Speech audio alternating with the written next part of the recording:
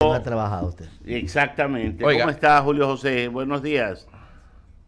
Muy buenos días con todos, gracias por la Qué invitación. gusto de Saludos. saludarlo ahora que está en socioempleo.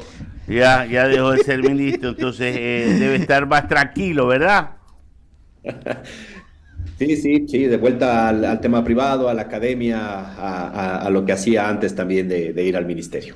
Julio José, tengo aquí la grata compañía de mis compañeros Javier Segarra, Daniel Solórzano y Enrique San Martín. Quiero empezar diciendo, yo leí un tuit suyo bastante fundamentado Sí. sobre que el tema de los generadores ya están exonerados y que el recargo que había era por el ICE y el IVA.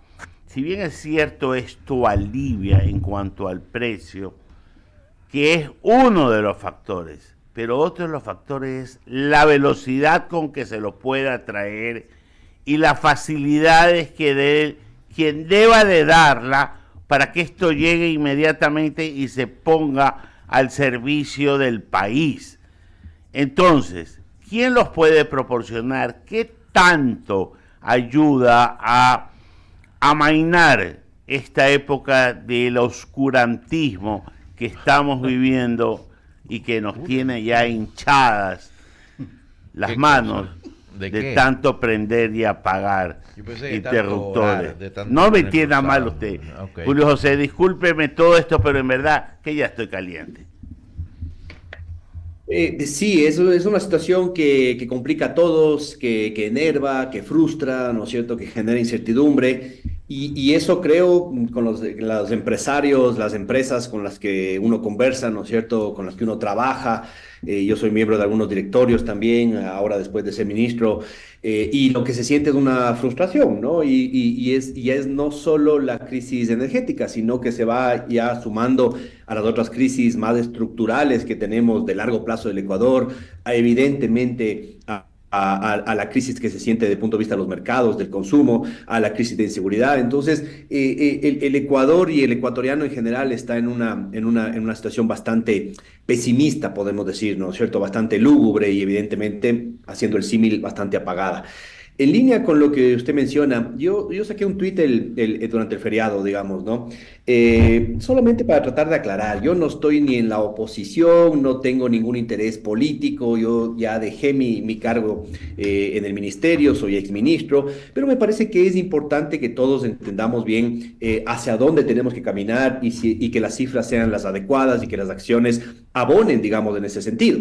Y entonces, si es que hay un anuncio de que se van a reducir los aranceles, saber si es que eso realmente va a ayudar a que el precio final de los generadores o de cualquier producto que tenga esa reducción arancelaria realmente vaya a funcionar inmediatamente en los mercados.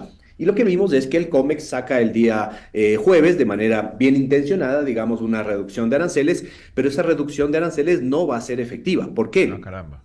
Porque más del 85% de esas partidas arancelarias de generadores, que son las Ya que importa está. el Ecuador, ya estaban en 0%, ¿no? Entonces, ¿qué queda ahí? Quedan unas poquitas Variables. miles de, digamos, que vienen, por ejemplo, de Estados Unidos, que sí se beneficiarían de esa reducción arancelaria, y algunas otras que vienen, por ejemplo, de la India, ¿no?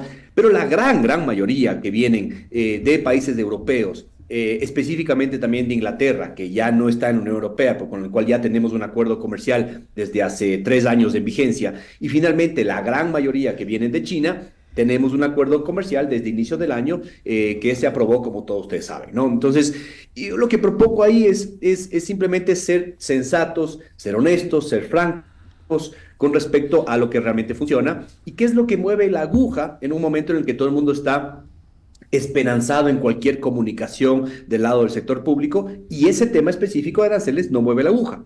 ¿Qué puede mover la aguja? Usted ya lo dijo, ¿no es cierto? Hacer que los trámites sean más rápidos al momento de hacer importaciones a través de aduanas. Es un tema puramente operativo, ¿no? Ahí hay que trabajar para que no se entorpezca el proceso de importación de cualquier producto relacionado con temas de energía renovable, de pilas, de baterías, de generadores, etcétera y demás.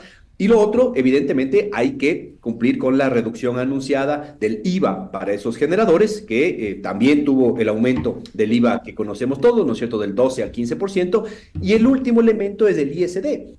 El ISD venía bajando hasta finales del año pasado y ahora se aumentó al 5% de nuevo. Todo esto va sumando y finalmente el último y el gran componente de largo, el gran componente que tenemos es un componente, llamémoslo especulativo, lógico en un entorno como esto, ¿no es cierto? No nos gusta, pero es un resultado del mercado que cuando hay una altísima demanda de estas pilas, baterías, generadores, pues desaparecen del mercado y sube el precio en forma instantánea. ¿Qué hay que hacer para eso? Mientras mejor planificación podamos tener y mientras más anticipación de lo que viene, otra vez comunicación efectiva, clara de lo que está pasando, pues eso nos ayuda a planificar mejor del lado privado, me refiero, las importaciones que pueden venir. Habrá que encargarle a la ministra Manzano, que también se quede cargo del ministro de la Producción, para que hagan estas cosas maravillosas que están sucediendo desde el gobierno. Estoy siendo irónico, creo que me entiende lo que quiero decir. ¿Sabe qué? Pensar positivamente y rápidamente en el país es lo que está prohibido en estos momentos. Estas dos decisiones, ISD e IVA, son netamente ejecutivas, ¿verdad, Julio José? Sí, sí, sí, es una decisión que tiene que darse a través del gobierno. Con la ley que se pasó hace un par de años, 2 años, queda abierta la posibilidad de que el presidente con un decreto ejecutivo pueda no subir el IVA, perdón, el ISD, pero sí puede bajarlo al ISD, ¿ya? Entonces, es una decisión inmediata que se debería tomar ya para dar esta señal clara de que la importación, y quizás de ahí lo que hay que hacer es no solamente meter los temas urgentes de corto plazo relacionados con el tema de generadores para las familias, para las casas, para las pequeñas empresas, para las grandes empresas, que son esenciales en este momento para capear de alguna forma la crisis, pero también algunos otros temas relacionados con otros tipos de proyectos energéticos, Como los fotovoltaicos. paneles solares, ¿verdad? Por ejemplo, ¿no es cierto? Que en su gran mayoría ya deben tener, incluso tienen IVA cero, pero hay que revisar que no haya ninguna partida ahí que se nos quede en el camino. Y como le digo, como estos son parte de los acuerdos comerciales con la Unión Europea y con China, buena parte de eso ya casi seguro estará liberado con el 0%. Por eso en mi mensaje, en mi tweet, digamos, yo lo que decía es, eso es lo bueno de los acuerdos comerciales.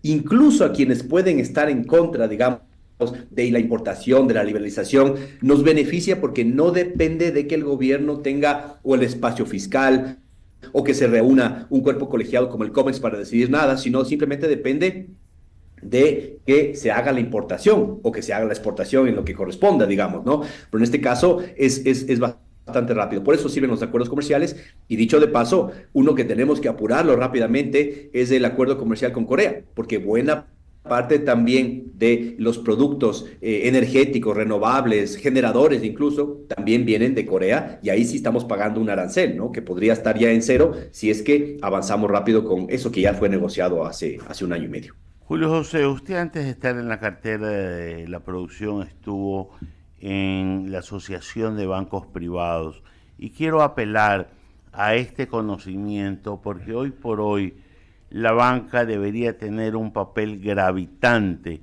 para poder surfear la ola de los apagones, pues se acentúa una falta de producción en el sector privado, una morosidad provocada por la falta de ventas, porque es bien complicado vender si no hay energía eléctrica, si la gente está encerrada en las casas, si estás estancado ahí, si no hay movilidad del dinero. ¿Cómo hacer para que sin que la banca sufra, porque en el momento que esto contamina puede ser el remedio peor que la enfermedad, pueda ser una agente gravitante para poder hacer la movilidad necesaria del dinero y poder generar una riqueza y bienestar que estamos viendo que cada día está un poco más complicada? Sí, correcto. A ver, mire, la banca en el Ecuador ha atravesado por varias situaciones, digamos, ¿no? La primera situación durante sobre todo los 6 primeros meses del año, incluso buena parte de los últimos meses del año 2023, pero con más fuerza 2024, fue una reducción de la liquidez por dos motivos. Primero, por una contracción, ¿no es cierto?, de los depósitos, ¿no es cierto? Había menos circulación o menos circulante en la economía ecuatoriana, por ende, menos depósitos también en el sistema bancario. Y esto lo que hizo es que los bancos tengan que tomar una medida que en realidad fue bastante fuerte para el Ecuador, que es subir las tasas pasivas, que son las tasas que nos pagan por nuestros ahorros, nuestros depósitos, a niveles cercanos al 10%, o incluso en unas cooperativas vimos por encima del 12, 13%, ¿no? Que es tremendamente alto para una economía dolarizada, es de las más altas de América Latina, etcétera y demás. ¿Qué lograron los bancos con esa subida de tasas pasivas? Atraer los pocos capitales, el poco dinero que había en la economía ecuatoriana, lo cual fue bueno porque a partir de, digamos, de hace unos 3 o 4 meses ya vemos un cambio de tendencia importante en los depósitos que dejaron de tener decrecimientos durante el año y ya están creciendo. Entonces, primer tema, ya hay suficiente liquidez en la banca como para reactivar la otra parte que usted hace referencia, la parte de los créditos, ¿no? Que estuvieron muy caídos también durante buena parte del año y ahora, al menos ya en los últimos 2 meses, ya vemos una reactivación importante de ese crédito hacia ciertos segmentos, no hacia todos. Está comenzando a desencadenarse hacia el segmento corporativo, segmento empresa, no hacia el segmento, por ejemplo, de microcrédito, que todavía estamos viendo ya no solo decrecimientos del crédito, sino caídas efectivas del crédito por dos motivos.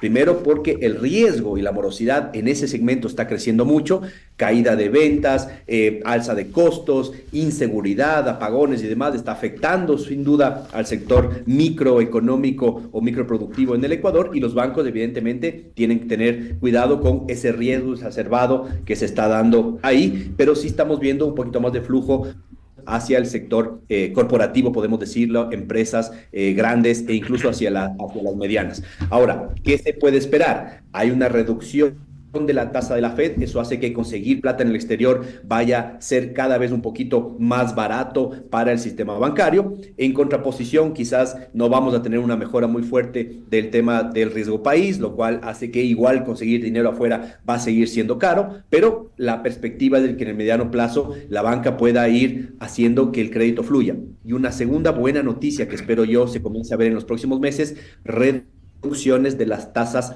activas, es decir, las tasas del costo del crédito en el Ecuador, porque si comienza a bajar la tasa que nos pagan los bancos por los depósitos, porque hay un poquito más de liquidez y se consigue cierta estabilidad, la tasa activa también debería irle acompañando y entonces podríamos tener tasas más interesantes de endeudamiento en el mediano plazo. Y ahí va el otro tema. ¿Quién quiere sacar crédito en un entorno de crisis? ¿Quién quiere sacar crédito en un entorno en el que hay menos crecimiento, menos expectativa de crecimiento de consumo y demás? Y ahí es donde vamos a tener que ir jugando, ¿no es cierto?, entre ese crédito, ese riesgo exacerbado de la economía, pero ojalá se vaya desencadenando un poquito más de eso le diría yo, hasta el cierre de este año. Julio José, antes le paso a Daniel que va con la siguiente pregunta, solo voy a contar una anécdota para que se ría en estos momentos de apagones. Cuando hacíamos la evaluación del gabinete del presidente Lazo, a mí yo solo hice 3 nombres y dije una expresión que era lo mejorcito que tenía el gabinete. Era Julio José Prado, el canciller Holguín y Francisco Briones. Pare de contar. Y le hicieron una broma a Francisco diciendo que era de lo mejorcito. Así que a mí no me quepa la menor idea de que usted fue con su trabajo de lo mejor que sucedió en ese gobierno, y estamos viendo los resultados de los acuerdos comerciales que uno los cría y otro los termina dándoles el apellido. Así de fácil.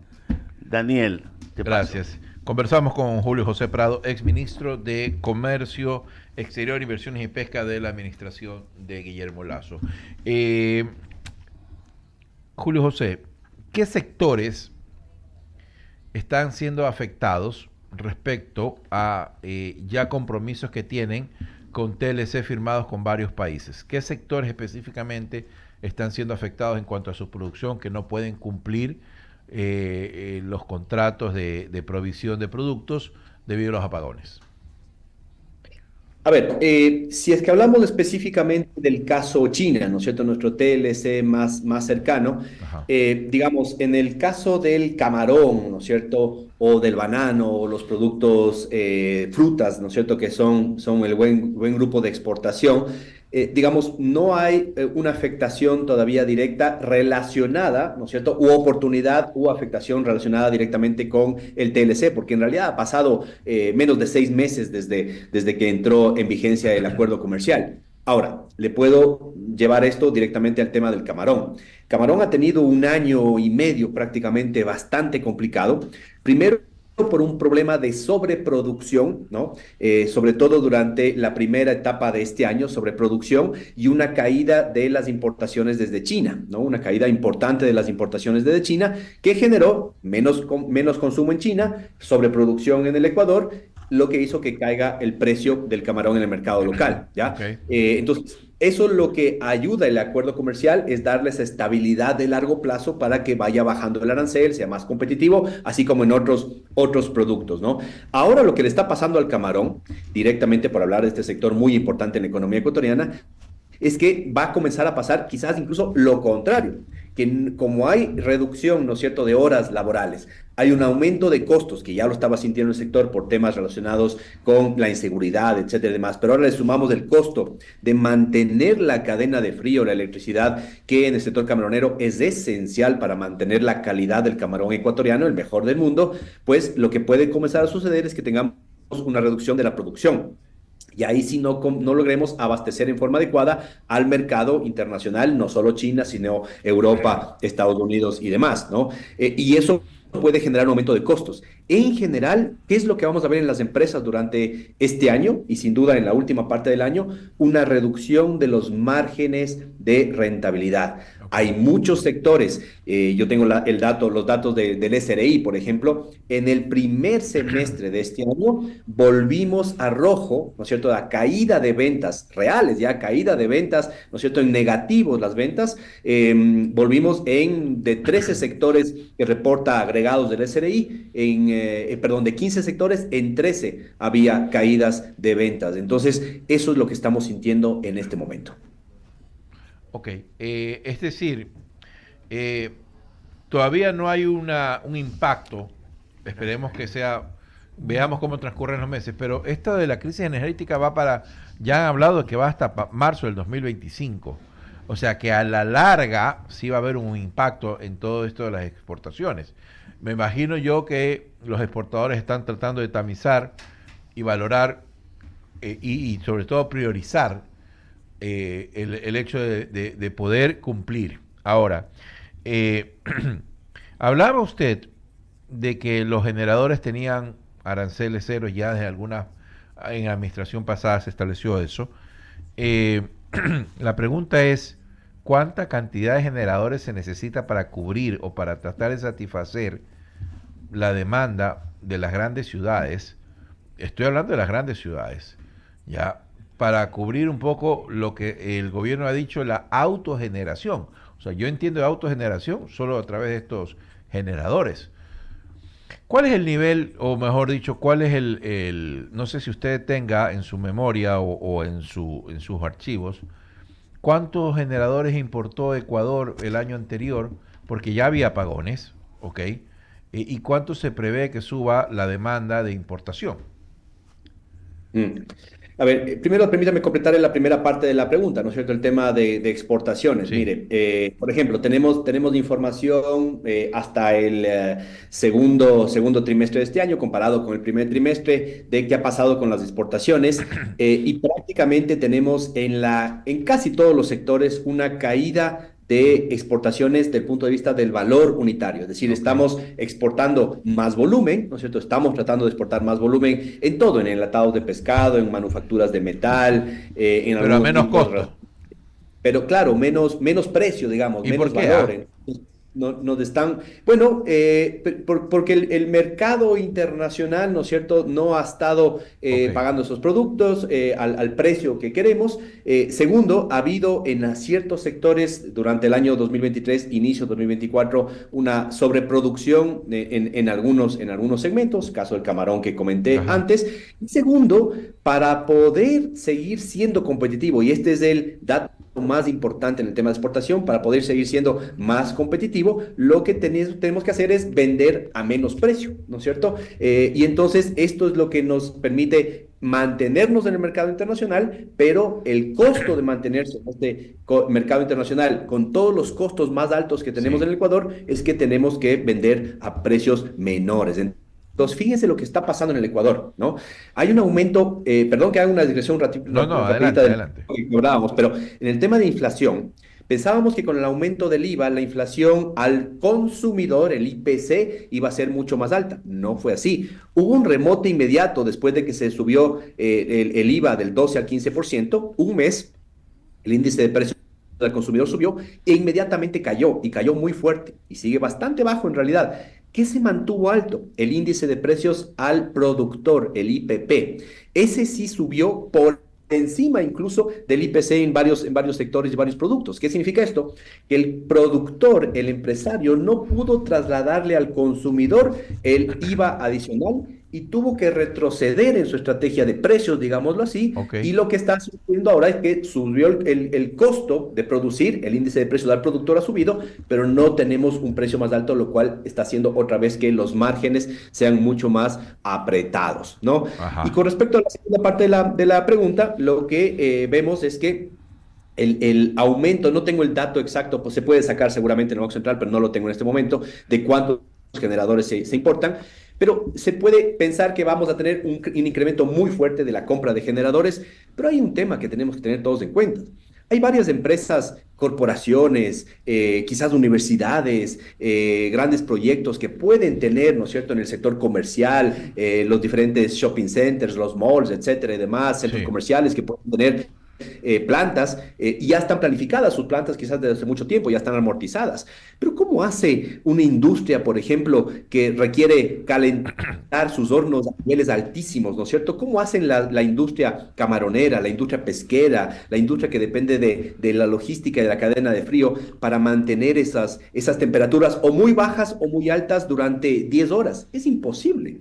Entonces, no hay generador eléctrico que soporte ese tiempo para la industria. Entonces, más allá de que podamos de alguna forma bajar los costos de importación, hacer más eficiente el tema, no hay ninguna duda Ok. de que va a sentir la industria un golpe de estos cortes eléctricos, mucho más si que se extienden durante varios meses, que es lo que lastimosamente comienza a parecer que es la nueva normalidad, digamos, en este caso. Seguro tenemos que aprender a producir a oscuras. 8:31. Doy paso a mi compañero Javier Segarra. Julio Gracias, César. Daniel. ¿Cómo le va, estimado Julio José? Un gusto tenerlo en la plataforma de I99. La verdad que solo tengo una inquietud. Todo ese proceso de los acuerdos comerciales y la apertura a otros países, en este gobierno se le ha dado continuidad a lo que se le dejó como política de Estado, porque esto no es de yo soy el que puse, yo soy el que aprobé, yo soy el que abrí. No, esto es política de Estado. ¿Cómo va ese proceso? ¿Conoce usted? Sí, Javier, buenos días también a usted. Un gusto. Mire, a ver, yo creo que hay que ser siempre honestos y sensatos en estos temas. Yo primero, yo no he salido a criticar Ujú, ujú. a la ministra de Producción ni nada. Conozco de adentro el trabajo muy fuerte y complicado que hay que hacer en el ministerio y yo no salgo simplemente a criticar por criticar.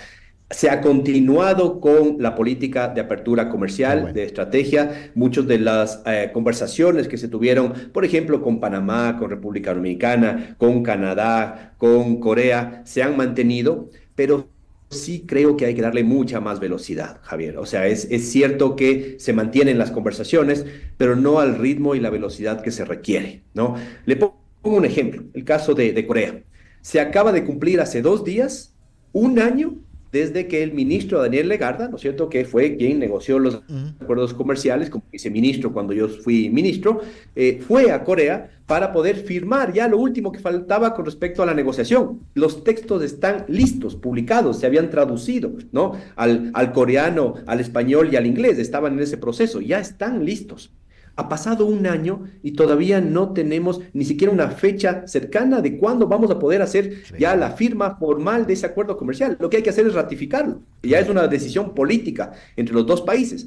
¿Qué problema hubo ahí, Javier? Que cuando ingresó el nuevo gobierno del presidente Noboa, Corea nos pidió el voto, ¿no es cierto?, para la Expo 2030, para Busan, ¿no es cierto?, que era la ciudad que competía. Claro. Y la Cancillería ya le había comprometido por escrito su voto, ¿no es cierto? Porque teníamos buenas relaciones, no porque había nada a cambio, simplemente porque tenemos buenas relaciones, el tema del TLC iba a ayudar, etcétera y demás, y se cambió a último segundo ese voto a cambio de Riyadh, ¿no es cierto? Que fue quien terminó ganando, digamos, de ese voto. Eso para los coreanos fue una traición de Estado, ¿no? Entonces, claro, sin duda lo que hicieron fue, del lado de ellos, poner freno, ¿no?, a este acuerdo comercial que ya está negociado, no hay nada más que avanzar, simplemente que no lo pusieron como prioridad. Entonces, se acaba de nombrar hace poco un embajador en Seúl, lo cual va a ayudar, y espero yo que a máximo inicio del próximo año podamos avanzar, porque si no, entramos en el proceso electoral, se complica este tema, y Javier, el acuerdo comercial con Corea va 6 años, 7 años en negociación. No puede ser que Increíble, sea tanto ¿no? tiempo. Cuando con China iniciamos y cerramos en un año, con Costa Rica iniciamos y cerramos en 10 meses. Este acuerdo comercial nos tomó un año negociarlo, está bien negociado, simplemente hay que cerrarlo. Y bueno, avanzar con el acuerdo con Canadá, que está en proceso de negociación. Alguien me comentaba que va bien el proceso, ¿no es cierto? Hay que ponerle acelerador a eso para avanzar, porque si no, los tiempos políticos se nos comen los tiempos comerciales. Claro, cuidado, nos pasa como nos pasó con la Unión Europea en aquel gobierno que se frenó todo y ya estaba a punto, faltaba solamente un par de cosas y mire todo el tiempo que tuvimos que pasar. Si usted me dice que falta celeridad, entonces yo particularmente pienso, estimado, que lo que falta es conocimiento. Porque a ver, si a mí me entregan como política de Estado que ya está listo, ya viajo, presiono, converso, señores, ¿qué esperamos? Independientemente de la posición que hayan tenido con Corea frente a lo que usted señala, pero hay que hacer algo, porque si no, bien dice usted, los tiempos políticos nos almuerzan y quedamos fuera nuevamente, como ocurrió con la Unión Europea cuando Colombia y Perú lo hicieron en su momento. Javier, algo bueno que tiene el Ministerio de Comercio Exterior en este caso, es que tiene un equipo negociador excelente. Yo lo he dicho varias veces, Bueno. Muy profesional, técnico, son en buena parte algunos de los que negociaron el acuerdo con la Unión Europea, han pasado varios gobiernos y ese equipo, como es bueno, sigue ahí. Nosotros lo ratificamos y sumamos a ese equipo de negociadores algunos jefes negociadores para cada país, que esos sí fueron o contratados, digamos, con gente que sabía de negociación comercial y de aranceles y demás, o con gente interna también que ayudó a negociar, ¿ya? Entonces ese equipo se mantiene en el ministerio. Lo que hay que darle a ese equipo es la instrucción clara, política, de avanzar rápidamente, porque si no hay una instrucción política o un acuerdo entre el Ministerio de Comercio Exterior con la Cancillería, tiene que ser dos equipos casi hermanos, siameses, que tienen que trabajar constantemente juntos. En el caso de China, si no teníamos un apoyo muy fuerte de la Cancillería en el Ecuador y de la embajada, ¿no es cierto?, del Ecuador en China, ¿no es cierto?, en Beijing, no hubiésemos logrado cerrar ese acuerdo comercial a pesar del muy buen equipo que teníamos. Entonces, esos temas son esenciales y claro, el presidente tiene que estar a la cabeza y liderando las negociaciones y hablando entre presidentes y visitando los países para ir a destrabar estos temas. Esto es esencial. Claro, siempre hay que tener ese contacto a nivel de esa naturaleza presidencial. Y solo lo último, perdón que le quite más tiempo, no sé si lo tenga todavía un par de minutitos, pero lo de México quedó truncado, estimado Julio C. Sí, México, Por política, ahora yo ¿no? puedo hablar abiertamente, Javier, puede hablar abiertamente. Eso fue un proceso muy, muy complejo, ¿no es cierto?, de negociación. Yo les decía en algún momento, faltaba un camarón, y esa es la realidad, nos faltaba un camarón y ponernos de acuerdo un poquito sobre el tema del banano, Claro. pero todo el resto estaba negociado y estaba bien negociado, era un buen acuerdo para el Ecuador, pequeñito al inicio, digamos, pero con un potencial gigantesco en México, y después de entrar a la Alianza del Pacífico, que siempre fue el objetivo, digamos, final, ¿no? Y ahí en realidad el gobierno del expresidente López Obrador, lo podemos decir, nos mintió en la cara, ¿no? Nos mintió en la cara, porque lo que pasó es una dilatación del tiempo. Cuando ya habíamos hablado, viajamos con el presidente Lazo varias veces allá, él mismo negociando este tema, yo mismo negociando a nivel de ministros, el viceministro Daniel Legarda, y después, entonces viajamos muchas veces para simplemente ya ir avanzando, y en el último momento se echaron para atrás por una posición puramente, ni siquiera le diría política, Javier, sino incluso ya de intereses, quizás incluso personales, Increíble. con ciertos temas relacionados con el camarón y el banano en ciertas zonas complicadas de México que impidieron avanzar. Y ahora, claro, con el tema del distanciamiento que tenemos por Peor la todavía. incursión de México, eso está muy complicado. Estimado Julio José, queremos agradecerle por haber estado con nosotros esta mañana. Un buen día, buena semana y ojalá que ya hablemos de cosas más positivas con esto de la situación de energía. Pero bueno, hay que seguir la vida, no nos puede vencer cuando uno quiere salir adelante. Gracias y un abrazo. Gracias, Javier. No, ese es el mensaje final, ¿no es cierto? Tratar de seguir adelante, buscar las opciones. Creo que lo que sí hay que ser muy realistas y sensatos es que esto no es una crisis de corto plazo y las empresas tienen que entrar ya en ese modo, ¿no es cierto? De entender cómo buscar cambios de proveedores, cómo abastecerse mejor, cómo bajar los costos que puedan dentro de lo que sea sensato y prepararse para un escenario que sin duda es complejo y que no se resuelve en el corto plazo. Un gusto, Julio José. Gracias, una buena mañana. Hacemos aquí o abrimos el espacio de las menciones publicitarias. Gracias a Julio José Prado, ex ministro de Comercio y de Producción, Comercio Exterior, así era, ¿no?